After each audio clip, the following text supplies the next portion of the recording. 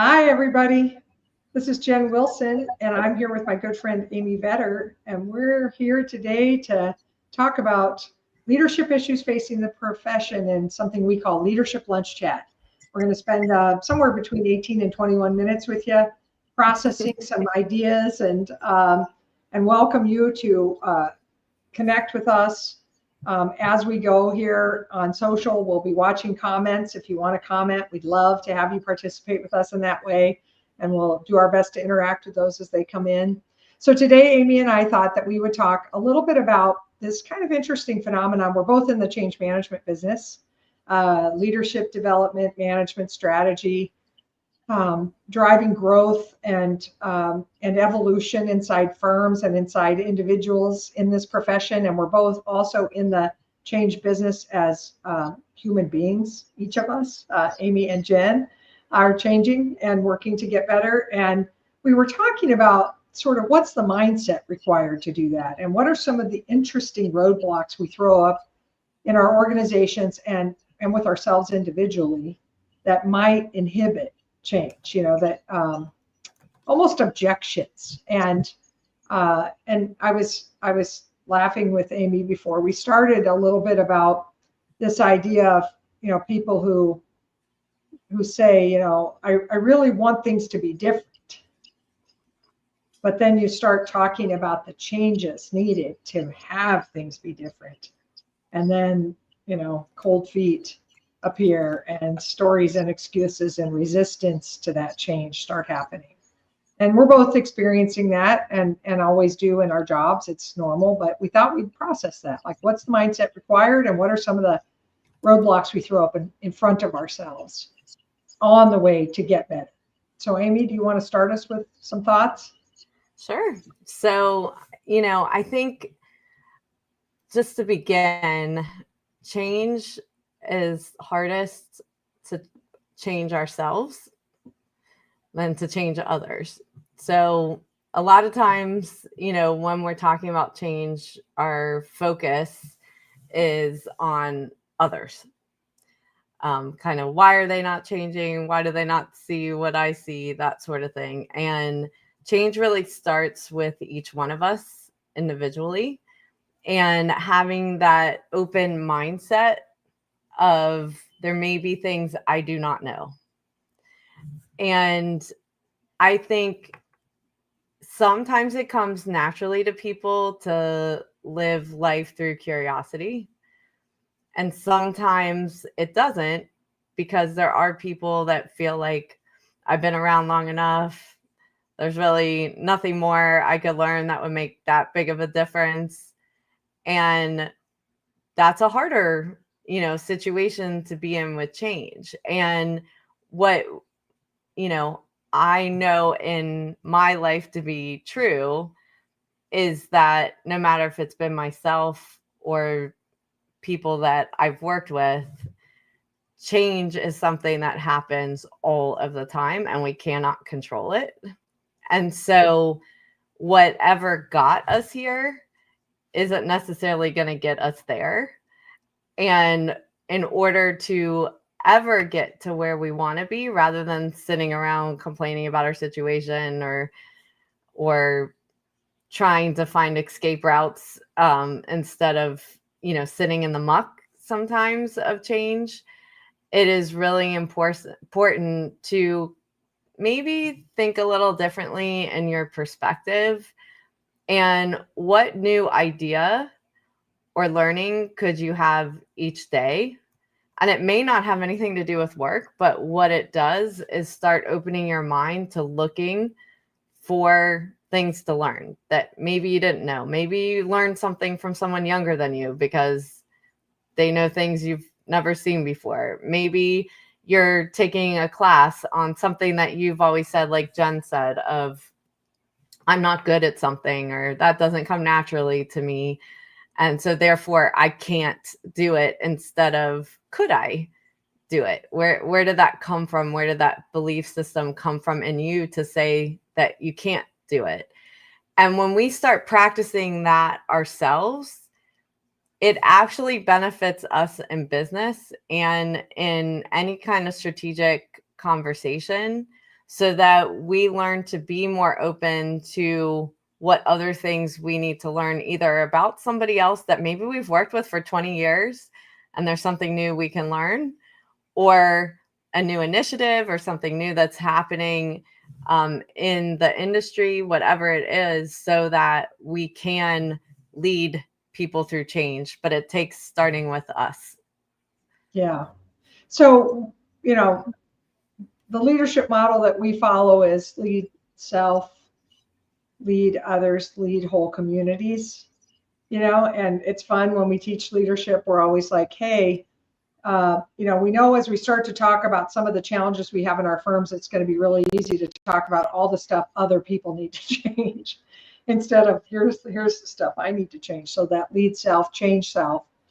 And I was thinking about the barriers that we throw up to change, objections.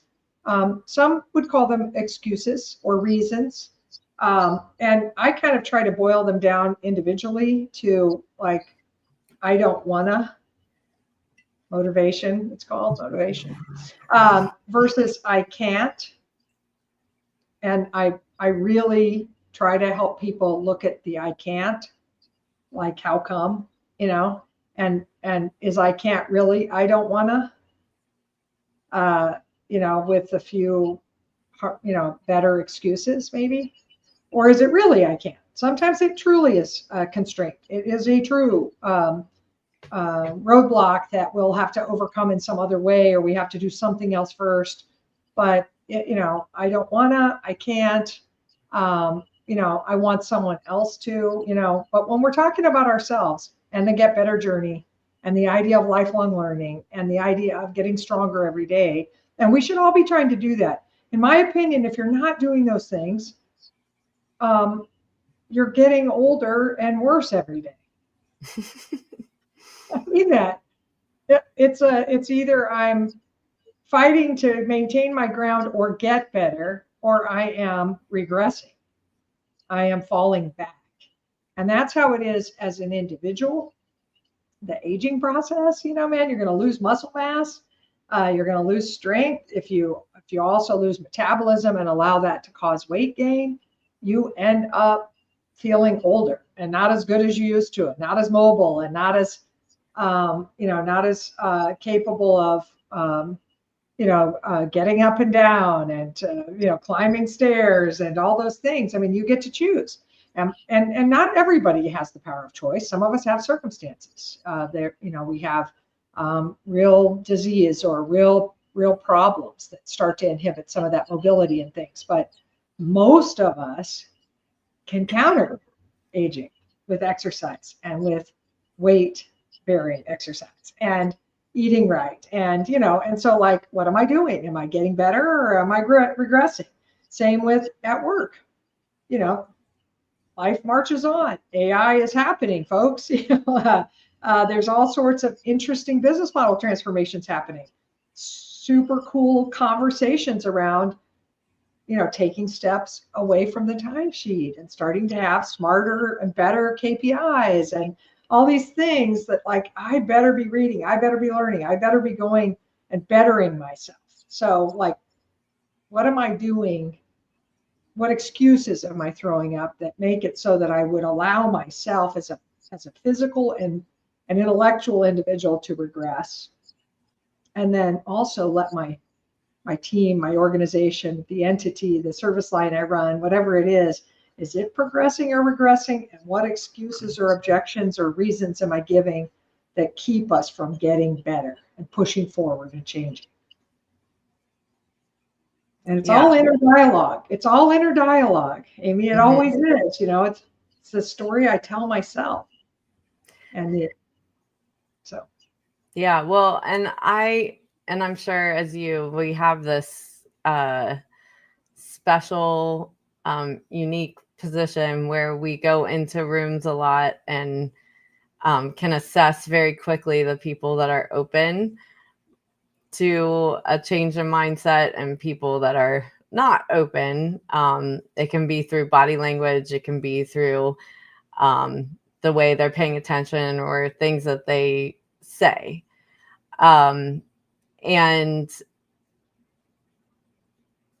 I think it's very important when you're a leader in an organization trying to make, because now is the time of starting to make decisions for next year, right? And we've got to start thinking about those things.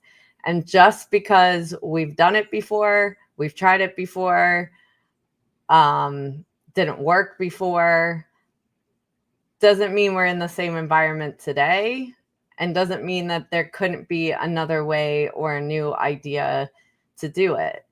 And I do think, it is important to acknowledge history.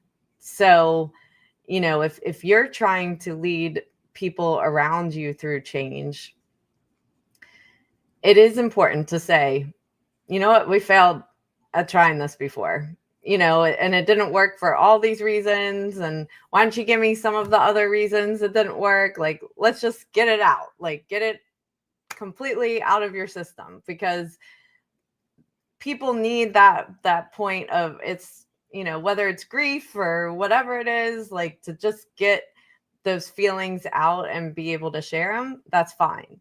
But then there's a stake in the ground of, we're not going to talk about that anymore. We're going to learn from what worked, what didn't work, and then strategize on what are new ideas. Would you like to say something? Just what's next? Look forward. Look forward. Am I looking back, or am I, like how much time are we spending back there? Yeah. And it's important, because you'll never get there if there's always going to be a focus on that. We are living in a totally different world right now with, we've talked about it a number of times, but we're seeing the impacts of it now, which I think at a couple of years ago when we started talking about it with PE investment, it wasn't as clear on what those impacts were. And part of the reason that happened is because we wouldn't review something that didn't work before. We wouldn't open our mind to, what do we have to do now in this technological era? We wouldn't open our mind that this generation is not bad. They're different. They're driven differently, and they're just as purposeful as when you were in their shoes and people were complaining about your generation. So how do you get out of these mindsets so that you can solve and realize that the world is changing, and sometimes we have to go back to old ideas but do them in a different way? The other thing I was thinking about, so that whole inner dialogue and that whole conversation that we throw up in front of ourselves, these walls we throw up that inhibit us from changing, that that creates sort of a hopelessness in the people around us. Mm-hmm. And if I am change oriented and change willing, not to say that it's easy, but to say, I'm willing to do the work of getting better, or helping us get better, or changing these things for us. If I'm willing to do that, sometimes when I'm around other people that aren't as change ready or change interested or change committed, it can feel like, oh, why bother? And we have to be so careful, those of us that are committed to get better, not to let those external mindsets that have an influence on the organization that we're in stop us. Mm-hmm. And that's where this concept of being unstoppable. Not only am I going to be committed to get better every day, but I'm going to be unstoppably committed. And I'm not, so yes, I have some naysayers. Yes, I have some people that aren't interested. We tell change agents all the time, let's stay focused on the future. Let's stay change ready, but let's also think about, what can I change in my little microcosm? What proof of concept? What pilot? What could I do to prove the value of the change? How could I begin the journey? Why am I sitting here trying to convince everyone else, or wait for everyone else, or feel like I can't if they won't? What could I do that would progress us? And one of the things that a couple of questions that I'm just finding myself saying all the time, or asking, and I've been telling people, think about whether you could ask these two questions when you feel sort of stopped or where you can't tell where people's commitment lies. And it's what now, what's next? And those could be so furthering to figure out, like, and ask yourself, what, never stop. What's next? What do I try next? What could I do next? Okay, these things didn't work. Good. What do I try next? And then ask that of your team and ask that of your clients. And what now? What next? What could we do now? What could we do next? And when you think that way, like, there is something to do. There are some things to try. There are some steps to take. And none of us is really inhibited from those. There's got to be something you could do instead of complaining or feeling hopeless or destructive sort of behaviors that we do, passive aggressive stuff, pulling back on my work ethic, or, just the stuff that we let screw us up because we're frustrated with others or frustrated with the system or the profession or whatever. And I feel like real power comes from not being stopped. And it's finding like-minded people that can help you in that journey. So sometimes we get drawn down and feel like, there's a lot of negativity. I think it's why we've always, gotten along as friends, but it's finding those people that inspire you, that keep you motivated or are motivated even by you doing it, but will be a support system to you, because nothing you want to shift can you do alone. And you need to find those people that believe in the shift. Maybe they can't envision it. Maybe you can. Maybe you can help start creating solutions that you could offer up. However, getting those people on board that truly believe it's not just words, that will support, that you can get them involved, that they can be out there talking about the initiatives as well and being supportive of it, can make a huge difference in changing mindsets as well. If you just allow negativity to perpetrate and feel like, oh, well, like they all don't, then like the what's next stops because you didn't push past, like, no, there's not a no here. There's just another way. And we have to just figure out who else believes that as well. Yeah, I love that, Amy. And you're right. I do think that there is a power of self-motivation, and some steps we may be able to take alone, but when we do feel stopped, when we do feel discouraged, I love the idea that we're looking into our support system for that. And sometimes the support system isn't in our current work group. That's not where we're going to find it. We'll find it with other people like us in similar circumstances or disciplines, or people that have done it, people that I could see are already on the way, that I could say, how'd you get started? How'd you get around these objections or these hurdles? That network. And we have a whole bunch of really, I think, progressive, change-minded, transformation thinking folks in our profession.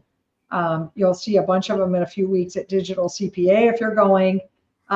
You certainly have Amy and I who are super interested in what's next. And you could always send us communications and say, here's my circumstances. What should I try next? And I know either one of us would happily help you with some ideas. Sometimes it's just you need a buddy to help generate or kick you in the tail maybe a little bit to say, hey, there's some things you haven't tried yet. I love that. I love the power of community in that process. But I do think that we have to be careful that we don't lull ourselves into this dull sense of being static and stagnant maybe. And, all this stuff needs to change. But I just can't change. That's your negative inner dialogue holding you back. And yes, you can. Yes, you can. You can find something to try. And like Amy said earlier, it could be something you've already tried that you should try again because it'll work this time. It's not always some new thing. So anyway, I really appreciate the opportunity to process this with you, Amy, and with all those who participate with us in Leadership Lunch Chat, because while I may be sharing ideas that I've seen elsewhere for the help of others, I'm always talking to myself too, giving myself a good, healthy, swift push, shove forward in my leadership work and my Get Better journey. And so I'm grateful to all of you, and you especially, Amy and Caroline. And if there are other topics, let us know. If you have thoughts on this, please let us know. Please share Leadership Lunch Chat with others, especially those that you might not think in this case are asking themselves the questions about change readiness and commitment to change and get better. So thanks, everybody. And I think we're off next week for Thanksgiving. So we'll probably see you in early December, I would imagine. And there might be a little lull here, but we might see you in early December. And then I don't know if we're going to be a post-digital CPA recap kind of conversation or not, but we'll see you sometimes in December for sure. Thanks, everybody. Thanks, Amy. Thank you.